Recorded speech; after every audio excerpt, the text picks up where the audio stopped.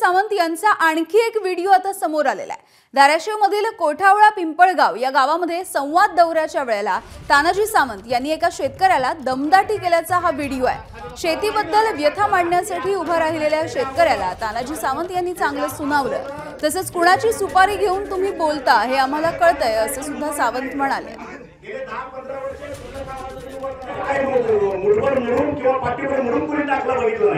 कुठला बंधारा झाला बघितलेला नाही, पाणी अडथळा बघितलेला नाही। एक मिनिट, 35 वर्ष नुसतं पाण्याचं स्वप्न दाखवलं। 16,000 कोटीचं बजेट आम्ही टाकून घेतलं, पाणी 95% पाणी आज आपल्या शिवारात येत आहे।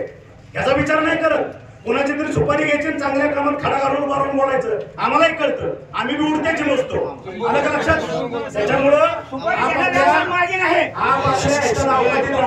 अवकाशात विकास करून घ्यायचा, ऐकून घेतो